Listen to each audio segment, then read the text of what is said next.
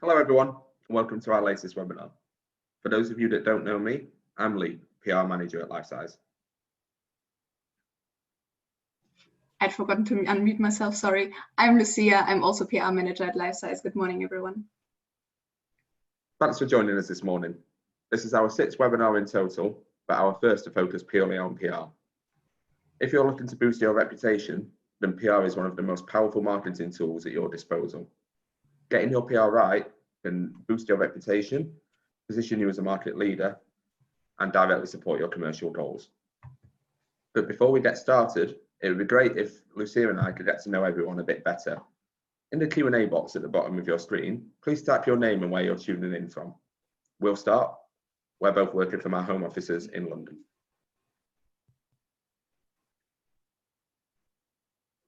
As you all do this, I'm just going to run through the agenda for today's webinar and also go through some quick housekeeping. The aim of today's webinar is to give you a comprehensive PR 101, taking you from the basics through to crafting an effective PR strategy. Lucia is going to kick off by going through the PR basics before we both detail how to write a press release. I'll then take over and talk about building an effective PR strategy that will set you up for success, before we both talk over a few ways you can engage with us, including sharing details of our new membership program that we believe has the potential to be a game changer for early stage, promising clean tech startups. We'll then finish the webinar with a dedicated Q&A session.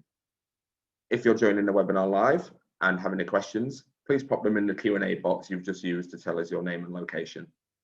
We'll do our best to answer these during the webinar or in the end during the dedicated Q&A time. You also see that there is a raise hand function at the bottom of your screen next to the Q&A button. We'll be asking you to use this later on during the webinar. Finally, if you experience any technical issues during the webinar, please put these in the chat box, though obviously we hope this won't be necessary, of course. Our colleague Manon is helping us in the background today and will do her best to resolve any technical issues that do come up as quickly as possible. Anyways, thank you to everyone that's shared their names with us. We've got Nicholas from Vienna, we've got Giovanni from Munich and Fabio from Munich as well. There's Elisa from Stockholm and Gaspar joining from Paris. It's great to see some new names here today and that people are joining with us throughout Europe. And we've also got Anna from Lund in Sweden. Brilliant. And Hannah from Berlin, I see. I Nice. think that's everyone, isn't it? Yeah, lots of new names. It's good to see Nice some to new meet people you all. joining our webinars today. Connor from London as well. This is good. Okay, I'm going to stop talking for the time being now anyway, and we'll start the webinar. And so I'm going to hand over to Lucia. We're also going to be turning off our cameras for the time being so you can fully focus on the content. Let's go.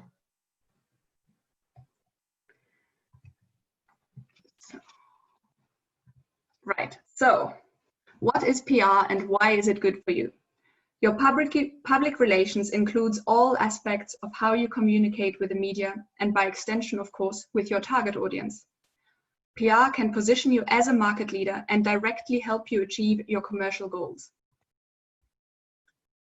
Doing PR well means supporting good journalism by giving journalists access to your unique and important insight and by helping them write relevant and insightful articles for their readers. Importantly, PR is not the same as marketing or advertising, so we advise that you should not be paying for being covered by journalists. And if you have any doubts about the efficiency or the value of PR, imagine that you're meeting a company at a trade fair and they look really good and they seem nice. So afterwards, when you've gone home, you Google them and you find nothing except their own website and one article announcing a new product from 4 years ago or so. What impression would that leave you with about them? Compare that to, on the contrary, regularly reading about a promising startup in the trade and sustainability press and getting a really consistent picture of their progress. We think that PR is a vital puzzle piece for establishing your company's reputation and for achieving your commercial goals. So your PR work starts with your relationship to journalists, and you build that relationship by providing information that supports their writing. This information can be provided by sending press releases, by giving interviews and appearing on podcasts, by writing thought-leading opinion pieces and guest articles, and by providing commentary or reaction quotes to industry news. Of course, building that relationship can seem a little daunting if you're unfamiliar with it, and so we'd like to give you a few pointers for managing it successfully. First of all, let's gain a general understanding of journalists. Of course, there's a million things that you could say, but we've put together 5 points. So first of all, as so many people these days, journalists are extremely busy. So we suggest to only contact them with relevant news and ideas. And also, just as a side note, don't be offended if they don't reply. It just happens because they get so many emails and inquiries. And we also think that it's totally fine to follow up at least once if you think that your news is relevant. And generally saying, if someone doesn't reply to a press release, you can keep them on your list and try again next time. That's unless they've asked you to be taken off the list, of course. In that case, just, take them off, and that's fine because they're obviously not interested and you can move on to other people. Secondly, journalists receive lots and lots of emails. So we suggest that you write really good subject lines to give them absolutely no reason to delete your email without even reading it. Third, journalists are interested in you. They want to hear from interesting companies like yours. But in order for them to know that, you need to communicate clearly and you need to be consistent. Fourth, journalists don't speak marketing. Therefore, we suggest that you don't use hyperbole and marketing jargon. We also think that you shouldn't write as you would in an academic paper or anything similar like that. Instead, write as an educated and interested outsider would be writing about you. And last but not least, journalists are humans, so be nice to them. I know this is obvious, really, but journalists are people like you and me, and going for a coffee for an interview with them and having a really proper conversation is a great thing to do for both of you. So to build that relationship and make it work seamlessly, here's some practical considerations to make life easier for you and for the journalists. First up, build your media kit. It's an online folder for where journalists can access your basic information. It helps you to always have the necessary information in the right place and to deliver what journalists need in a timely manner. It should include your logo in JPEG or PNG, a boilerplate, we will talk about that more later, your staff biographies and headshots, and any project images if you have them. Also start building your press lists early. Again, we'll speak about that a bit later. And add your press contact to your website in your contact section or somewhere else where it's prominent and easy to find, because journalists want to have easy access to further information. Then start building your news calendar. So plan what news will be relevant for your company over the next 3 months, 6 months, even a year, so that you always have plenty of time to prepare. And last but not least, most importantly, establish a strategy, KPI, and reporting. We always stress the importance of having a strategy here at LifeSize, and Lee will talk about this later. But first, let's get really hands-on and practical and talk about press releases. So at this stage, let's use the raise hand function, which should be at the bottom of your screen, to get a feel for where everyone's at with the wonderful world of writing press releases. So first up, who has published at least one press release already? Please click on the raise hand function. Okay, now let me see how I actually count these. Oh, I see 4 participants have raised their hand. Okay, cool, great. And then next, who hasn't yet? Oh, several more people. Okay, I think I might be counting wrong. It might be 7 people. And who has published no press release so far? Let us know by raising your hand now. Okay, 5 participants? 6? Great, okay. So we hope that this next section will get you prepared for sending out that first release if you haven't done so yet. And for those that have already got some experience, we hope that it'll help you improve your releases and also your media response. So what is a press release and when should you be sending one? A press release informs journalists about your important news. It should not be the same as your newsletter or your social media or content marketing. Sending regular press releases builds your reputation as a successful company that follows up on its claims. It keeps you front of mind when important developments take place in your field, and it lays the foundations for being understood as the thought leader that you should be in your industry. The next question that usually arises at this point is, what is news?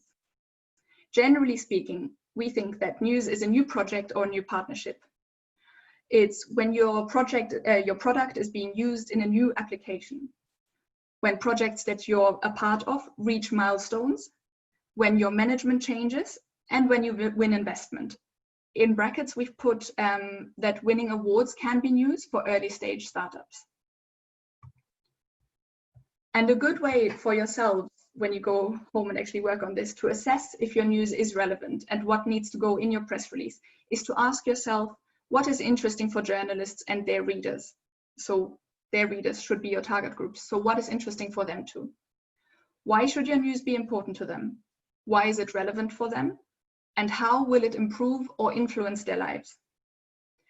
We actually suggest writing out these answers, as this will help you with your writing and it'll help you stay focused on the most important message you want to bring across here. And at this stage, I'm actually handing over to Lee, who will talk us through how to write the headline. Thanks, Lucia. So now let's take a look at writing the headline and subject of your release. Journalists receive countless emails every day, so can be forgiven for taking only a few seconds to check if an email is relevant for them. That's why it's important that you make their life as easy as possible by clearly stating what your press release is about and why it would be of interest for their audience. A journalist might not care if you have made an incremental technical improvement on your product, but if that has led to you securing a major contract, it will be interesting to them. So, make sure the most valuable aspect of your release is included in the subject. If it's a country, sector, or even a world first, then make sure to say it. For you, the difference may be marginal, but for a journalist, it is likely to be the difference between opening or deleting an email. We've prepared an example for you to make this more tangible. Just to be clear, this is completely fictional and no reference to any real company or technology is intended. A company called Steel Storage has developed a new type of energy storage under the product name ES1000X. This new product will enable the steel industry to store waste heat and feed it back to the grid when needed. Steel Storage has started a pilot project with ArcelorMittal. Here's a bad example. Steel Storage innovates with ES1000X, next level waste heat energy storage. Why is it bad? Because it uses marketing language and provides information that's irrelevant for journalists. In fact, the details that journalists would be most interested in aren't included in the headline. Now, let's look at a couple of good examples. Steel Storage launches energy storage pilot project with ArcelorMittal. The second option, Steel Storage introduces flexibility to steel industry with ArcelorMittal. Why are these good examples? Well, both name the high-profile partner involved in the pilot project and what it will do.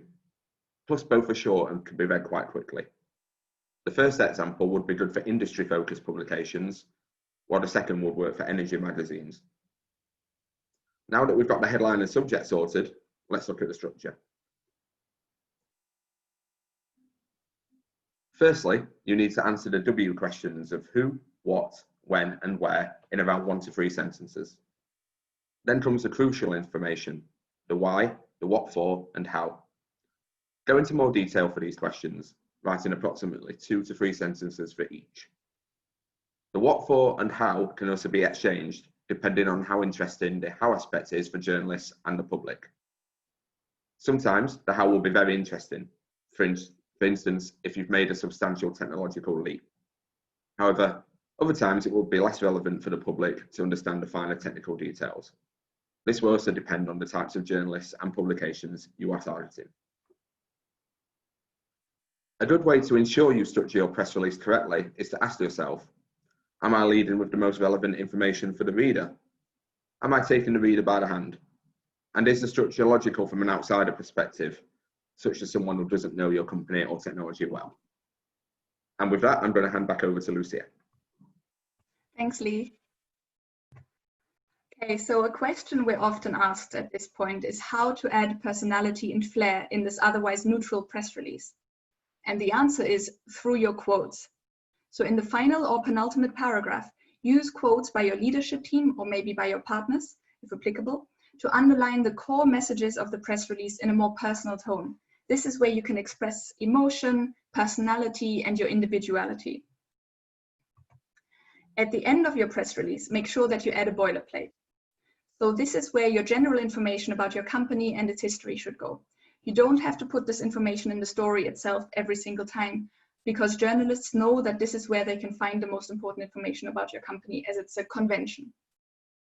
And what you should include here is what you do, your USPs, when and where you were founded or where you're based now if it differs, who's leading the company, who has invested in you, and who your most important customers or stakeholders are.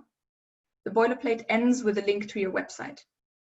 And then below that, add your press contact detailing their name and their role and how they can be contacted.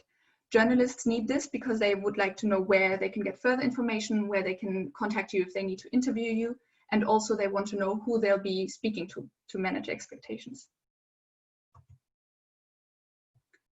How should you send a press release and your images? We suggest that you copy the entire press release, including the boilerplate, any links, and the press contact into the body of an email. At the top, add a short introductory pitch so that you can say what the body of the email will be about. Remember here that if you're not using a dedicated press release distribution software, that you ensure to use blind carbon copy so that you ensure privacy. Then we think that it's best to add a link to any pictures relevant for this particular press release between your story and the boilerplate. And if you haven't got pictures for the story, but you do have general pictures that might still be helpful for the journalists, then add the link below the boilerplate. In either case, label the links accordingly. And just on a general note, images are super helpful for journalists and for your readers, because obviously they make your story tangible and relatable. So it's really worth investing in good pictures. Importantly, don't just attach a PDF. Journalists want to be able to copy and paste elements of your text, and as we all know, copying from a PDF is really tedious and can be very annoying. We also think that even just attaching a Word document is an extra unnecessary step. So if the text is simply in the body of the email, journalists can quickly take in all your information, make an assessment, and that without any hassle. So you're making life as easy as possible for them. And when you decide who to send your press release to, ask yourself which publications your target audience reads and trusts. You could start with yourself and your own team. What do you read regularly? How do you guys stay up to date with the developments in your industry? And which journalists have you noticed writing about your field? Start with those and contact them first. And then expand your network by researching who else writes about your topics in your target markets. Also, when sending your press release, pick out a small number of key journalists and individually send them the press release under embargo a day in advance. That way they can plan it into their news schedules. And after you've sent your release, follow up with a small group again on an individual basis. So this brings me to the end of my section, and I hope that this advice was helpful. In a future webinar, we can give practical advice on the other ways to build your relationship with journalists, on interviews, opinion pieces, commentary, etc., if you're interested in that. But for now, I'm handing over to Lee. Thanks, Lucia. So now you've heard the basics and know how to write a successful press release, I'm going to talk you through building an effective PR strategy. No matter your budget, you need a detailed strategy to run an effective PR campaign, and it needs to be written down. Without a written strategy, you'll be wasting valuable resources. So, before you start working your way through the PR basics we discussed earlier, you need to have decided what you're hoping to achieve from PR and who you're trying to reach. Like buyer personas in content marketing, something we covered in our last webinar for those of you that are regulars, you should know which audiences you're trying to communicate with via PR. You should have a clear idea of what they're interested in, where they read their news, and which publications they prefer. You'll see some examples on screen. Obviously, the publications listed in the traditional media column also have websites.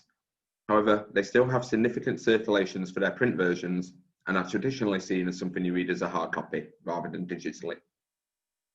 For those of you not aware, Bloomberg launched Bloomberg Green, a climate-focused newsroom, earlier this year.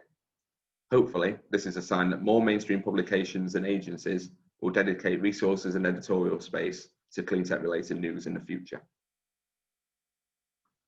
Once you've set your PR strategy, it's time to start executing it. Lucia has already covered the basics earlier, so I won't go into those again. Instead, I'm going to talk through a few more strategic PR activities that will help squeeze the most out of your time and PR budget. One thing we do with all our PR clients is to create sound bites. This can be a time-consuming activity for both sides at first.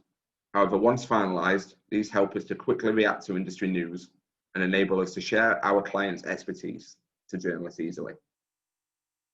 Responding to what's happening in your industry means knowing what's going on in the first place. So, signing up for daily newsletters is a great way of keeping up with the news that matters most to you and your industry. We've listed some examples on screen there as well. There are also a number of affordable or even free tools out there that can help you run an effective PR campaign on a budget. Staying in the area of keeping up with industry news, we use both Google and TalkWalker alerts. By creating alerts for the technologies related to our clients, we can easily see what journalists and publications are writing about their areas of business on a daily basis. Another PR tool we use is RespondSource's Journalist Inquiry Service, which is very useful for finding out when journalists need help with an article. We've had countless quick and easy wins for our clients using this service. And while it's relatively cheap, we do know that some PR budgets still might not stretch that far. A free alternative is following the journal request hashtag on Twitter, where journalists often call out for potential interviewees or assistance with articles. Be wary, however. This tactic can take a lot of time and effort to find something relevant. Make sure to also search for terms relevant to your industry when looking through the hashtag. That way, you can find the potential golden nuggets and filter out the non-relevant requests. For your PR campaign to be a success, you will need a regular stream of coverage to maintain momentum and recognition. To achieve this, you're going to need a reliable network of journalists that know who you are and what you stand for. However, forging these strong relationships with journalists takes time and persistence. As Lucia mentioned earlier, journalists are very busy people. It can be difficult even getting a reply from one, let alone building a relationship with them. That's why it's vital that once a journalist has covered your news, you regularly engage and begin to build a rapport with them. There's a good chance that if a journalist covers one of your press releases, that they'd be interested in including you in a more extended feature or interview in the near future.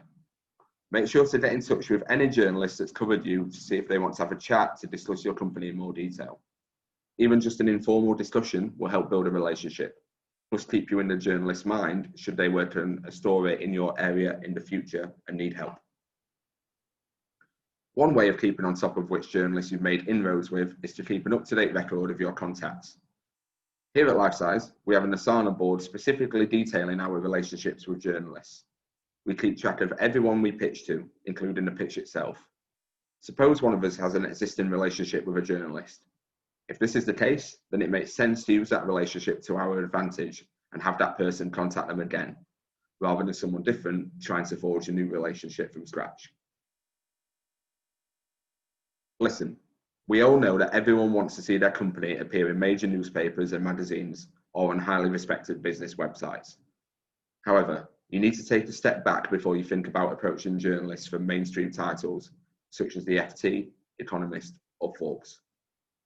You need to ensure that the foundations we've previously discussed are in place and that you've built recognition with trade publications in your sector first. These outlets will help build trust with more high-profile targets. A mainstream journalist will likely only cover a company with a solid brand reputation and will look for the coverage you have already received to see how that is. It's important to also be realistic, however. Mainstream media coverage isn't going to be achievable for many clean tech companies. If there isn't going to be a regular stream of commercial developments to keep your name in the news, then achieving mainstream media attention shouldn't be your PR focus. But that's okay if that's the case. Receiving mainstream coverage isn't the only way of achieving your vision for the world. It depends on what your commercial goals are. Those familiar with the content we produce and our approach to communications know that we're big fans of putting the why before the what. People buy why you do something more than what you actually do. This tactic should be reflected in your PR activities too. To effectively nail the art of PR storytelling, you need to craft your story around your vision. One of our clients where this is clear for all to see is Danfoss Editron. The company's entire business strategy is built around the ambitious yet inspiring goal of ending pollution by electrifying traditionally heavy-duty and polluting industries. All of our PR activities for the company reinforce this vision and message. In press releases, we always set the scene by including facts about the emissions produced by a country, region, or sector, as well as mention the anticipated carbon emission savings the project will make.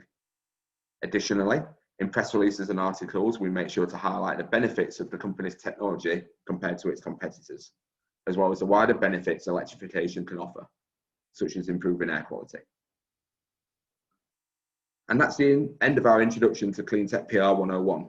We hope you found this concept interesting and that you feel clearer about PR after listening. We've got until 11 AM to answer any questions you have, but first. So yeah, first, before we start the Q&A section, let us point you to a few final things. If this webinar made you think about your own PR work and you got excited about the possibilities for your company, we're happy to offer a free consultation with one of our experts here at Lifesize. During this consultation, we can give you feedback on your next press release and also discuss other future communications activities. We're offering 5 consultation calls and we'll be giving them out on a first come, first served basis. So you can email us now at mail@lifesizemedia.com, but we will also send you an email after the webinar with all the details and you can get in touch then. And if you missed any of our previous 5 webinars, they're all available on our YouTube channel to watch on demand. The first webinar covered grown-up marketing, during which we demonstrated how our campaigns focus on driving sales, raising money, and building international reputation. The second was on the importance of storytelling in communications, something I just touched upon in this webinar, while the third presented the results of our first ever European cleantech review. Our fourth webinar covered the fundamentals of running an international communications campaign, while our most recent one was all about content marketing. And again, they're all available on our YouTube channel. Also, we would really like to let you know about the Lifesize membership. We designed this new program that launched just last week to support early stage cleantech companies that have significant potential, but whose usually limited resources would normally prevent them from engaging with us. Members receive access to individual consultations and masterclasses with our team, during which we will provide in-depth, tailored advice on the topics you need the most help with. These sessions will cover all our areas of expertise that you can see on the bottom of your screen here: PR, content marketing, SEO, brand, website, and also support with sales and investment. And lastly, we will run one more webinar this year. It will be about successfully raising investment in the cleantech sector, and it will be hosted by our strategic director Jan and a special guest. And then, of course, in 2021, we will be back with a new round of webinars. And if you would like us to share our expertise on a specific topic, then please do let us know, either here on social media or via email. And with that, we're happy to take your questions. So I think, Lucia, we can turn our cameras back on again. Yep. And yeah, we can take your questions now. Hope you enjoyed the webinar one more time.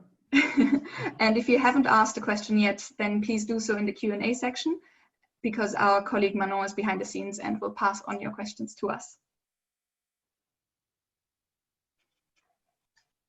We did have a comment just to start things off. We had a comment, someone asked if we could share our YouTube link with everyone. So I'm going to post this in the chat now to everyone, to all panelists and attendees. Hi everybody, Manuel here. So we have our first question coming in, and that's probably going to be one for Lee. So you talked about sound bites. Can you develop what are sound bites? Sure. So sound bites are just the way that we describe kind of pre-approved commentary. So the way we work with sound bites is we ask our clients the questions we expect them to be asked by journalists, and we then work with them to develop answers for these questions that we can then use as commentary should there be some industry news in that topic.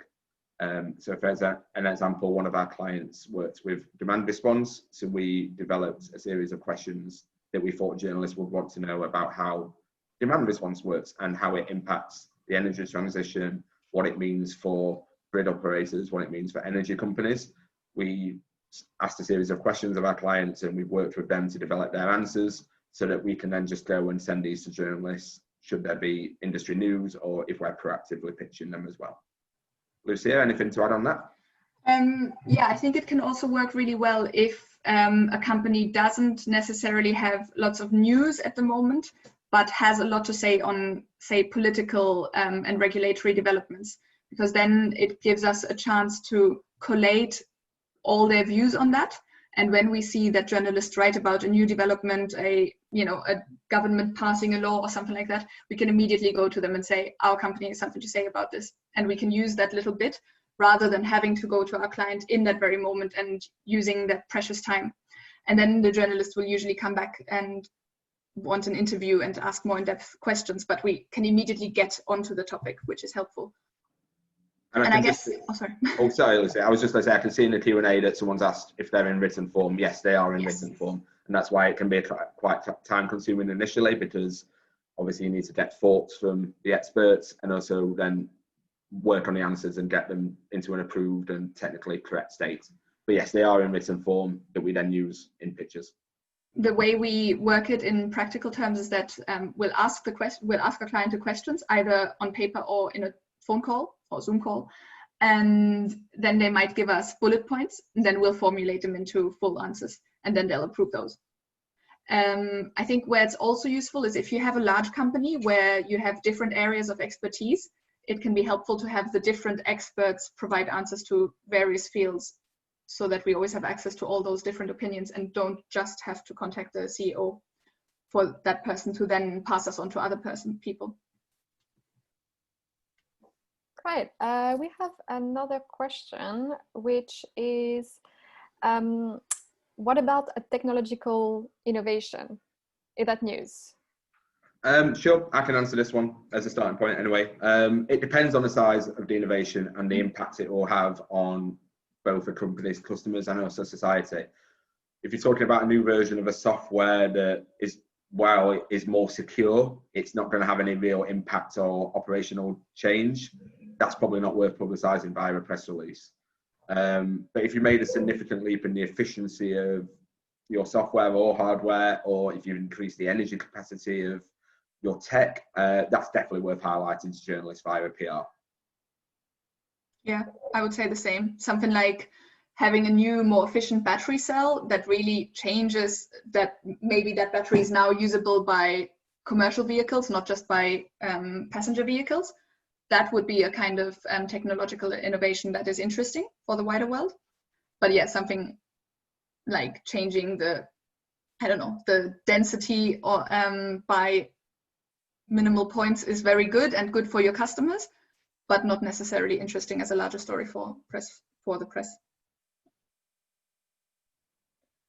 We have another question, maybe a bit more technical this time, which is around GDPR and contacting the press. So how do you meet, how do you meet GDPR and contacting the press? I think I'll pass over to Lucia for this one. Well, yeah, obviously GDPR seemed really a bit scary when it came in, and we read quite a bit about it to make sure that we're compliant. And first and foremost, there's a clause, and I won't be saying it properly now, but it's true. There's a clause that says that if it's incremental to your job to contact a person out of the blue, then you can do that. Important here is that you're being relevant and that you're being specific and targeted. So if you're going to write the same email in BCC to all publications there are in one go, then that's probably a bit spammy. But if you're contacting a journalist that writes in your field and in your industry at one paper, then there's nothing wrong with that and you're completely compliant. Also, if you're using a dedicated software, then they will provide that insurance for you. So a dedicated PR software, because there'll be an unsubscribe option for journalists to opt out of receiving emails from you. But yeah, generally, you do not need to be fearful. If you have a genuinely relevant topic for journalists, you are allowed to and meant to contact them. It's completely within the law and the rules, both legally and morally. Hope that answers the question. Yeah, I've got nothing further to add on that. I have another question that pops, which is, should my company go with an agency or handle PR in-house? Ooh. Lee, do you want to answer that, or shall I? I need to think about that one a little bit. Obviously, it's different for us working for an agency, isn't it? But I mean, I'm happy to answer it, Lee, if you. Yeah, if you've got thoughts initially, yeah. I mean, obviously, there's pros and cons to both. An agency will have a lot of expertise and will usually have a large network. So a lot of the groundwork will kind of already be done if you're working with an agency. I'm speaking very generally here. I'm not going to do a pitch about how amazing we are, but you know, I'm just talking generally. And the things that when you're considering working with an agency that I think you should check and test them on is, are they saying yes to everything you're suggesting, or do they have an opinion that they're going to probe you with and challenge you with? Are they do they propose, are they pushing to do strategic work, or are they just saying, yeah, we'll do a Twitter campaign, and we'll do a Facebook campaign, and we'll do all of that, and you have to be everywhere, and we'll do it all for you? Or are they actually listening to you and asking you what your specific commercial goals are? I think this is very important to not end up wasting money on an agency. And the benefits of having a person in-house is, of course, that you have someone who's always there for you and always with you. They'll be likely, depending on your size, there may be capacity issues because that one person will have a lot to do. Yeah, those were a few random points. I know they weren't majorly structured, but those are some things to take with you when you consider that. It's also probably, just to add, maybe with an agency, it's important that you go with an agency that are specialists in your field. There are PR agencies that will cover everything from sustainability through to fintech, to health tech, to AI, to cloud computing. And these agencies probably won't have the expertise that you're looking for and the expertise around your technology, and it might take them a while to get used to it. So it is important when considering an agency to look at their expertise and make sure that it is relevant to your field. So kind of building on that, we have another question, which is, at what point does a PR software make sense? Okay, I think it depends really on, it depends on how much news you're going to have. It'll make your life easier for definitely to have a PR software and a media database and a distribution service, but these systems can be expensive. So it depends on the amount of news you've got to share, really. If you only expect to share 1 or 2 press releases a year, then it's probably not going to be worth the investment. Though bear in mind that that would obviously then mean that you'll need to build press lists manually and also send out via email with BCC that Lucia mentioned during her section. So there are pros and cons, but I'd say it depends on the amount of news you have to share, really. If you have several press releases in the pipeline and you've got lots of pitch ideas and you've got expertise you want to share with journalists, then I think a media database and distribution service would probably be something worth considering. You can send out press releases via newswires on an ad hoc basis, but these can also be an expensive tool as well. And it's also important, just final point on that, newswires do get a lot of coverage, but they don't necessarily reach those key publications that your customers read and will help you attract new customers and boost sales. In fact, from a German perspective, I would strongly advise against such services. I believe there's one in Germany called Pressebox. They do their job, and that's great, but I think there's more value in doing a small amount of targeted PR than a large amount of just spreading it everywhere and see what happens. I think it's better to achieve 2 pieces of really relevant coverage than 50 pieces of irrelevant coverage. I think it should be obvious, but it might not be clear in the moment that you sign up for these services. And while those services are cheaper than using a software, and maybe also cheaper than doing all that work yourself, since it's really money thrown out the window, in the end, it's more expensive. So I think less is more if you have a limited budget. And follow-up question on PR software, what can it actually do for you? That's a good question. That's a good question, yeah. So obviously a PR software, if you go for a package such as Cision or Meltwater, that you can add various bits onto it. So you can have a media database that is, you can have a UK focused one, German focused one, or you can go Europe or even global. And this will have a database of all publications and journalists linked to those, unless the journalists have asked not to be included on these systems, then they won't show. So obviously that gives you easy access to finding, say your company works in batteries, you can search for magazines that write about batteries, and then suddenly you've got them all. And it's really quick and saves time. And then you can build press lists of these journalists that write about certain areas, and then send out press releases to specific lists. So it does save a lot of manual building time. You can also pay to have news monitoring with the software if you like. That's quite an expensive add-on though, but that would basically cover what we talked about with Google Alerts and TalkWalker Alerts, and it would provide you with a daily list of coverage relevant to your company. And then yeah, you can send out the press releases, as I say, as well. So the benefits of a PR software are quite good. It's just that it is an expensive tool. I think to add to that, just for clarity for those that really have no experience with them, you know how usually when you try and find the details of a journalist, some don't have them on their website, but those journalists will usually be on those databases. I think we have, in our experience, they're all on there. All their details are there, and you don't need to like try and find it somewhere in the depths of a website. They're just there. So if you've identified the journalists who you want to contact, you just go to your software, you enter the name, and there is all the details, the phone number, the email address, even information about how this journalist likes to be contacted, whether they prefer to be emailed or telephone first. And you can add your personal notes there if you need to. But yeah, so it's kind of all very orderly and automatic, and you don't need to fumble with spreadsheets, and you won't need to update, has this person replied to a press release, did they follow up? No, it'll all just be in there, you know. So it's very practical for the getting the details of a journalist and knowing how to contact them best. We have another question about the dreaded moment in all PR. How do you prepare for a crisis situation? Oh. Do you want me to take this one, Lucia? Yes. Well, first thing first is don't just wait for a crisis to happen.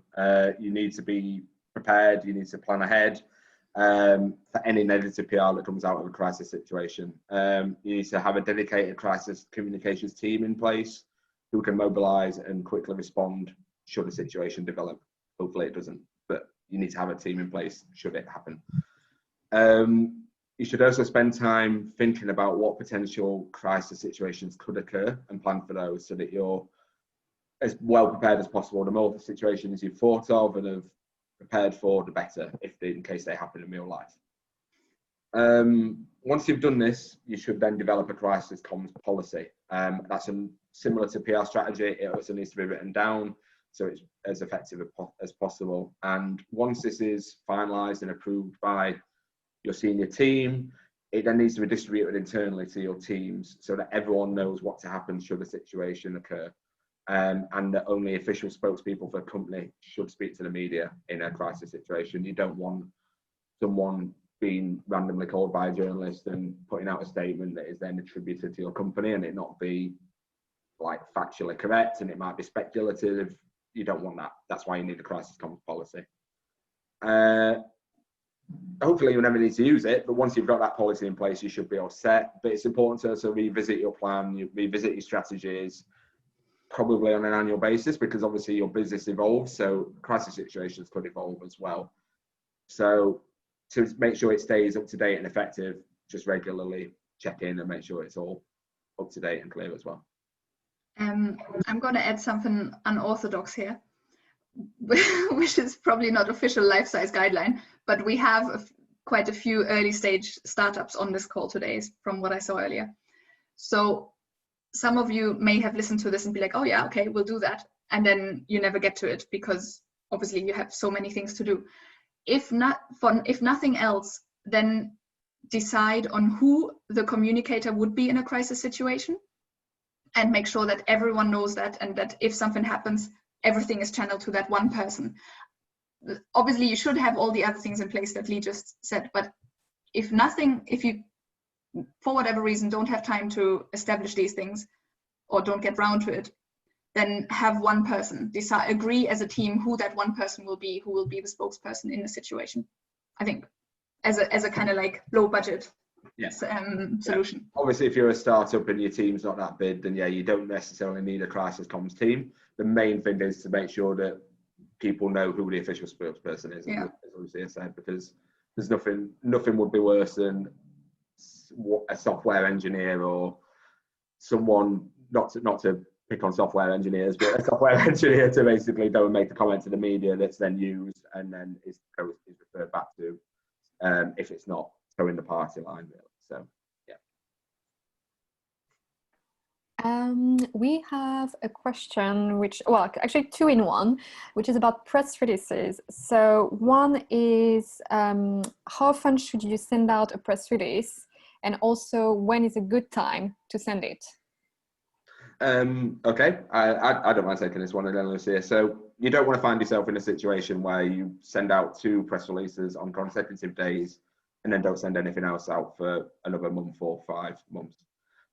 That's why a news calendar is a vital part of your PR basics, and you need to know what news you've got coming up over the next month, over the next quarter, even further down the line, and you can plan accordingly.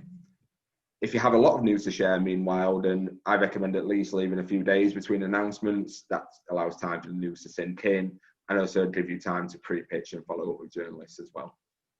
I mean, in an ideal scenario, we pre-pitch press releases to priority journalists on a Monday, fully distribute a PR on a Tuesday, then follow up on the Wednesday or Thursday with those target journalists to see whether they're going to cover it or not. But we don't always live in an ideal world, as we all know right now. Basically, any time from Monday afternoon to Thursday morning is generally fine to send out press releases. Kind of avoid Monday mornings if it's all possible, just because emails could get lost in people's inboxes after the weekend. And certainly don't send out a press release on a Friday afternoon or on a major holiday such as Christmas or Easter. It's not going to get covered. So just be wary of national holidays as well. I guess this is particularly important when you're entering new markets where things might be different. Even between Germany and the UK, the holidays are quite different. Yeah. And obviously, if you enter Israel, the Israeli market and stuff like that, then that becomes very relevant and you should have an eye on it. Yeah, and that's what you and Manon touched on in the International Communications Campaign webinar as well. For those of you that maybe want to check that one out, webinar 4, that really goes into good detail about preparing for an international communications campaign. Yeah. Yes, we did. Another question, how do I know if a project is newsworthy or not? You want to go, Lucy? Yeah, I would go back to what we said earlier.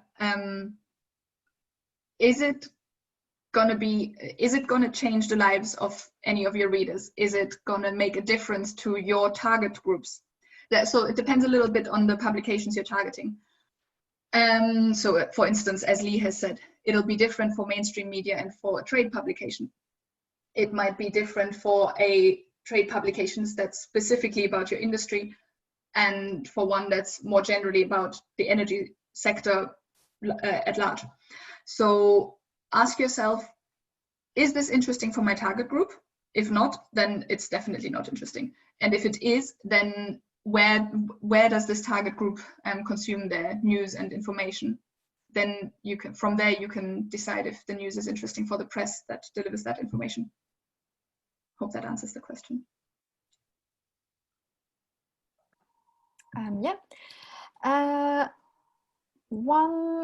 We have a question which is kind of linked to the GDPR one, actually. Can someone call journalist, or should they just use email?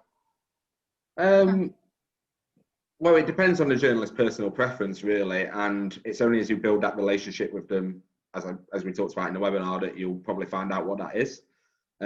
Generally, most journalists probably will be happy to take calls for pitch ideas, but given the detail you should be putting into pitches, it's probably advisable to send an email initially anyway, and then follow up with a call afterwards to see how the interest is going. Similarly with press releases, that will go out via email first, but there's nothing wrong to call and follow up, especially if they're a key target. Lucia, I feel like you were going to add something on. Yeah, I would say the same. Often it's pretty simple because they don't give their phone number. So then it's clear that you should email first. I think a lot of journalists will say that they want to be emailed so that they can, make a first weed of the things that they want to be in touch with. However, we have made a lot of good experience with talking to journalists on the phone, because you can just simply quickly tell them what your company, your situation is about. It can take 3 minutes and you can already build that report.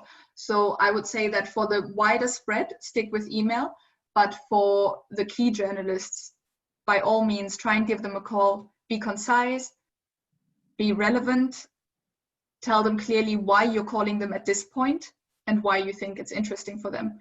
And then they may still say, oh yeah, can you put this in an email afterwards? And then they may not reply to that email because they're so busy on that day. So then do follow up. If they really don't want to be called, their phone number wouldn't be available. That's kind of how I feel. And if you're friendly and respectful, then I've never made a negative experience on the phone, basically. And just to go back to PR software as well, if you do have a PR software, it should say what the journalist preference is when you're looking for them. And a lot of them do say prefers email contact initially. But if you do have that software, then yeah, it is something that will be on there. And maybe a final thing as well is, ultimately, the aim is to build a really good relationship with a journalist, so it can then progress from phone and email to even meeting in person when we're allowed to meet people again. I know that it's not as something that can happen as much at the moment, given the situation, but previously we used to meet up with journalists regularly to discuss our client list, discuss what they're working on. So the ultimate aim would be to have a relationship built to the point where you meet them in person for a coffee or something stronger if that's your preference. But yeah, just to say that, yeah, that's the ultimate aim, is to meet them in person. Good. We just have a little question that popped, which is, should I contact journalists even if I don't have any project announcement? Do you want to go, Lucia? No. Yes and no. Like we said earlier, it may be that while you don't have project announcements, you do have important opinions on the way your industry is developing, on regulatory changes, on the political pressure. For instance, hydrogen.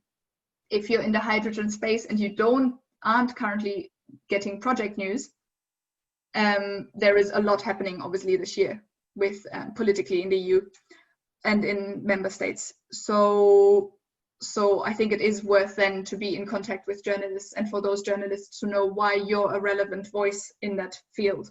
So yeah, Lee, what would you say? So I think then it is worth contacting them. Yeah, it's worth definitely contacting if you've got a strong opinion. If you're just going to be saying what is already out there, then especially if you're an early stage company, it's not likely you're going to receive any attention for towing the party line with what everyone else is saying. But if you have a strong opinion, or if your technology is something that's not been considered yet and you feel it should be, then definitely get in touch with that. And also, if you've got general, even if it's not necessarily on your industry, but if there's things you need to see at a European or international level in terms of legislation that you want to see brought in, then that's definitely something worth speaking to journalists about as well. And I guess, again, I wouldn't, as an early stage startup, contact, I don't know, the Handelsblatt or the FT and be like, hi, I've got an opinion on European regulation that's being passed next week. So in that respect, I would build the relationship with trade media first. And it is helpful to build it via actual project news. So when you do have those, make sure you then do get in touch and don't miss that opportunity. So that's why the strategic work is so important. And that's why having a news calendar and having that within your workload is so important, particularly for early stage startups.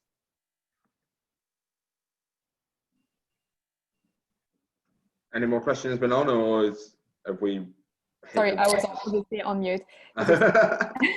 No, there aren't any additional questions. Okay, well, on that basis then, we've got a couple of minutes left anyway, so we can start to wrap up. So thanks for tuning in, everyone, and thanks for your questions as well. Yeah, we hope you found today's webinar helpful. And if you have any more questions, anything you haven't thought of, you have 1 more minute to ask them now. Otherwise, you can send them to us by email. And if you have any feedback or suggestions, or if you'd like to book that free consultation, then you know where to find us. Actually, I should change the screen so that you do know where to find us. There you go. You can contact us via email or on our social channels. And Manon will be sending out an email with all the information from this webinar and with a link to this webinar tomorrow. Thanks, everyone. Cool. Really Thanks, nice everyone. to see you all here. Yeah, thanks again. Hope you have a nice day, everyone. See you later. Bye-bye. Bye.